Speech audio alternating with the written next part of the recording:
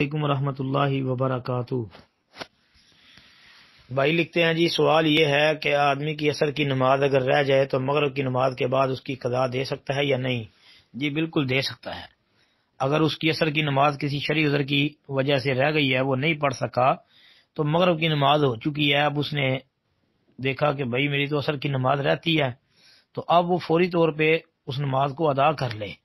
اب مزید لیٹ نہ کرے، جی پڑھی جا سکتی ہے بھائی۔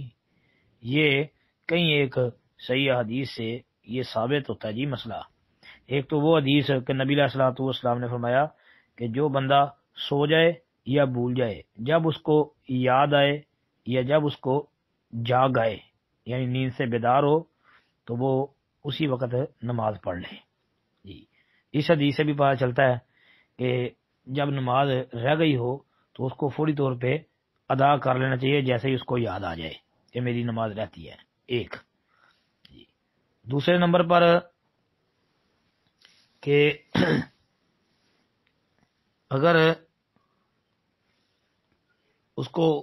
عصر کی نماز لیٹ ہونے کے بعد بھی پتہ چل گیا تھا تو اس کو چاہیے تھا کہ وہ فوری طور پہ ادا کر لیتا، لیکن چونکہ اگر اس نے مغرب تک ادا نہیں کی تھی، اس کو بعد میں پتہ چلا ہے تو وہ بعد میں ادا کر لے مغرب کے بعد، پھر بھی ٹھیک ہے، اس میں کوئی حرج والی بات نہیں ہے۔ جی دیکھیں نبی صلی اللہ علیہ وسلم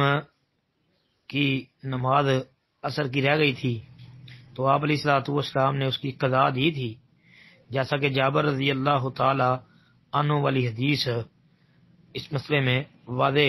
دلیل ہے۔ صحیح بخاری کے اندر وہ حدیث ہے 596 اور 598 نمبر، جی اور صحیح مسلم میں 631 نمبر۔ اس کے علاوہ اور بھی کئی کتابوں میں ترمذی وغیرہ کے اندر آتی ہے کہ جابر رضی اللہ عنہ روایت بیان کر رہے ہیں کہ خندق والے دن غروب آفتاب کے بعد حضرت عمر رضی اللہ عنہ آئے اور کفار قریش کو برا بھلا کہا انہوں نے،